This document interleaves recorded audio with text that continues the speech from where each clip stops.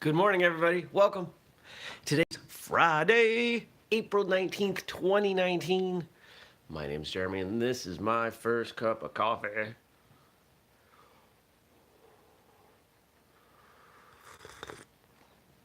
I want to go back to bed. Hard workout last night. Slept like a rock. But I need more. Slept like 8 hours. Probably needed 10, honestly, as hard as that workout was.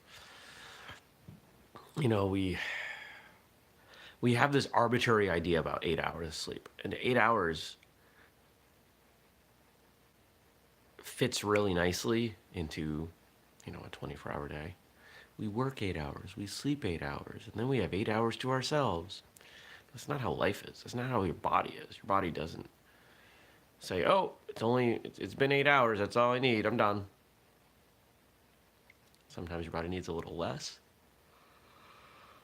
But remember, sleep is when you heal. It's when you recover. So if you're sick, or working out, or whatever, you need more. I know some high level athletes discuss that they routinely sleep 10 hours. And honestly, if I didn't have the cat waking me up, if I didn't have this show, I'd probably be closer to 9 as an average. So, something to keep in mind. All right. Had a question come in yesterday. I don't know what. I'm going to put this down for a minute. It's hot. It's very hot. That mug is not the most insulated. Ugh. All right. A question came in yesterday on yesterday's episode about a fighting spirit. That this person has been told that they need to develop a fighting spirit for their sparring, and how do they do that? And especially, how do they do that if they consider themselves a non-confrontational person? So when most people talk about a fighting spirit, they talk about being,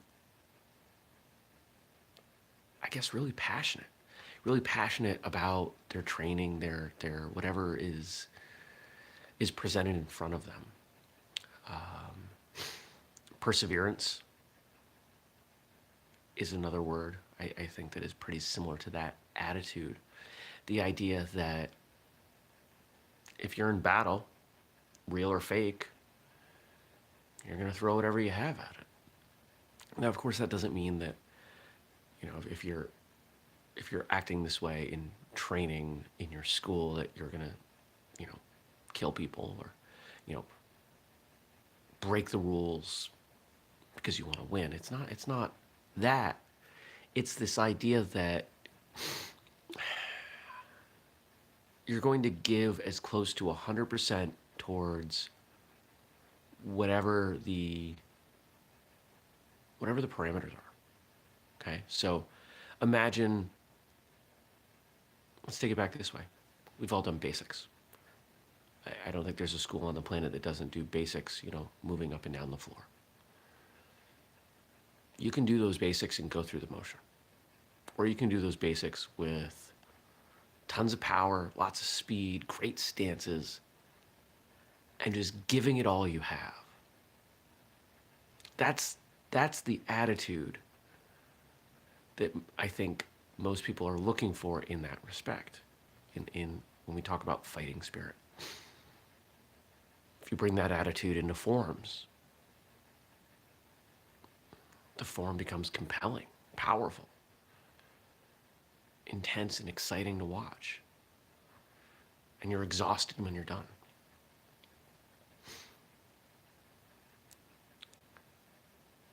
To bring that same attitude into your sparring is to push yourself and to push your partner or opponent as hard as is appropriate. It's to not make excuses for yourself or for them if they're friends. To recognize that how you conduct yourself impacts how much better both of you get as a result of that time together.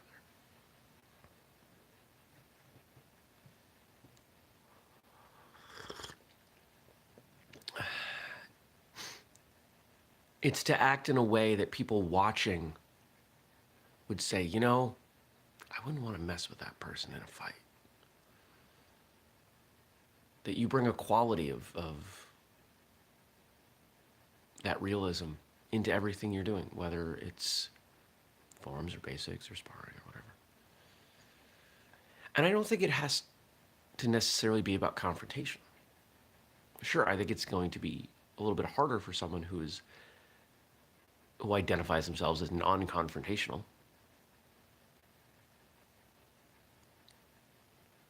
But I think you have to separate the two. I absolutely hate confrontation. I consider myself non-confrontational. But if it's inevitable, or if it's necessary, I embrace confrontation. Because I've learned that delaying those things, avoiding those challenges. Oh, and maybe there's something here for this martial arts hook on this. Delaying those conversations just delays the benefits, the progress. I'm never going to seek out a fight. I'm never going to go somewhere where I think I'm probably going to get in a fight. But if I get into a circumstance where someone is initiating a fight and I have no way of avoiding it, I will tear that person apart. That's the attitude we're looking for here, in my opinion. What is that, Karate Kid 2, where Mr. Miyagi says, best not fight if fight win? It's one of my favorite lines from those movies, because it sums up my attitude on martial arts, at least on the self-defense, the application aspect. So when you're training, you could take that attitude in your sparring in a lot of ways. Maybe there's someone in the school who's a lot better than you, and you avoid them. Don't.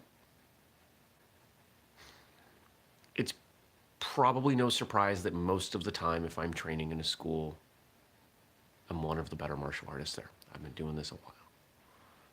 And there are people who have avoided sparring me, as if I'm going to hurt them. I can't remember the last time I hurt someone sparring. I've got good control. And most people know this.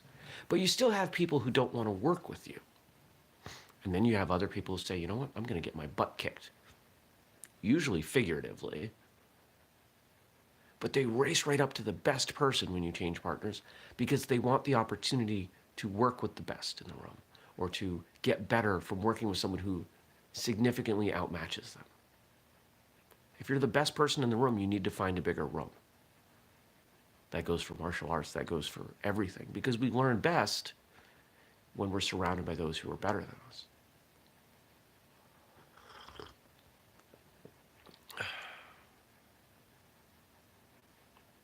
So that fighting spirit.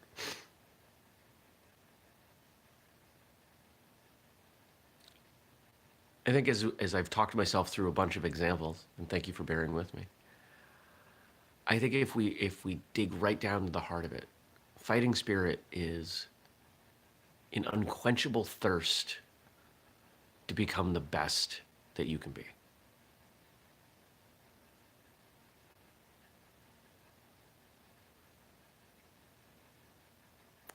I think we could say that about the person who's training on their own all the time, and they're early to the school, and they're working on their own, and they're never afraid to do extra.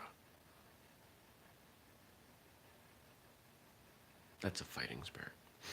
I'm sure there's a great Japanese word that says it with much more nuance, but I don't know a lot of those. Is that mushin? No.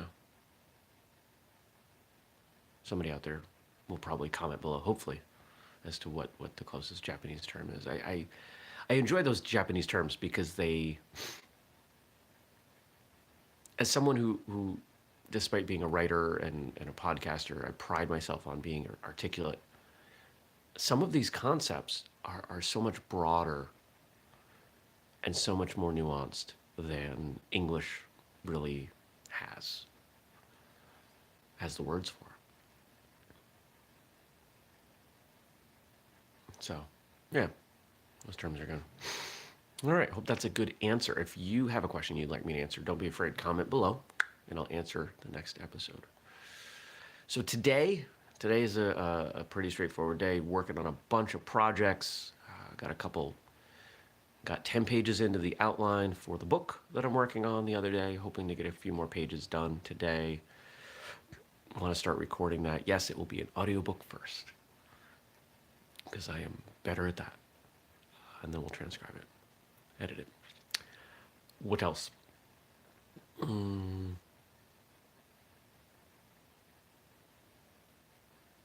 Yeah, nothing terribly exciting happening today. Just a lot of projects, cleaning up a lot of things on my calendar from the week.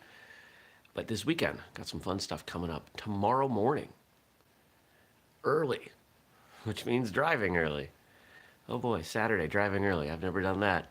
I will be with I will be with Team Whistlekick, all but one, I believe, who is out competing. Good luck, Jaden. We'll be having a team practice and a team meal and just really helping each other grow. The team's a lot of fun. We've built something special with this group, and I'm proud to have helped bring them together. And then we'll be driving to Maine for a good friend's birthday party. Looking forward to that, seeing people I haven't seen in a while. Likely staying over because it's Maine and it's far away. And then Sunday I'll come home and probably work with more plants and probably do a little bit of work. Probably go to the gym. It'll be a good weekend. I hope you're going to have a good weekend. I hope you do something special. One of the things I've found myself telling people, I've got a lot of friends who come to me and they'll ask me, how do you deal with all of these things on your plate? How do you not get overwhelmed? And the answer is I get overwhelmed. I'm overwhelmed almost perpetually. It's just kind of become my default state. I've just gotten good at prioritizing and recognizing, what can wait. But one of the things that I found myself talking to these people about often, and I'll share this with you, this will be kind of the last thing as we fade out towards the weekend, is to do something for yourself that feels indulgent, something that feels unnecessary, extra, something that you don't deserve. It doesn't have to be big. It doesn't have to be expensive. It doesn't have to take a lot of time.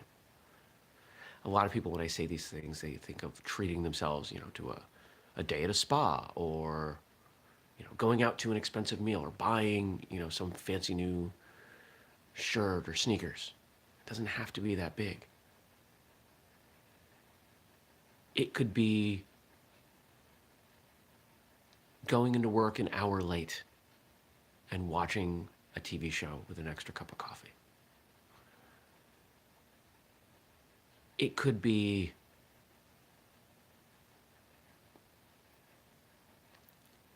instead of getting the cheap cup of coffee, I'm gonna no. Well, it is first cup, right? So having all of the examples be coffee examples isn't really terrible, is it? It could be stopping by, a nicer coffee shop and getting. Let's face it, it's not hard to get up to an $8, $10 cup of coffee. Getting something that is way more expensive than the cup of coffee you would get. Or to go to the grocery store. And as part of dinner tonight, you get something as a treat for dessert, or you get the better version of whatever you're going to cook. We're such in this habit that, I've got to do this, I've got to get this, I've got to watch that. Get creative. Be indulgent. Recognize that you can treat yourself once in a while. It doesn't have to be big. Just find something that makes you feel special. That helps me feel better. It helps me deal with being overwhelmed. Don't forget, we do this show every 6:30 a.m. Eastern right here on YouTube. If you haven't already, please subscribe and turn on notifications so you can get that little ding on your phone that we're doing this show. If you're watching later, still appreciate it. You can still leave a comment or a question below right here that I will answer on a future episode, usually the very next episode. And of course, you can listen later on your podcast feed. We're all over the place. First Cup with Jeremy and firstcupwithjeremy.com. I hope you have a wonderful, wonderful Friday. Have an amazing weekend, and I will see you right back here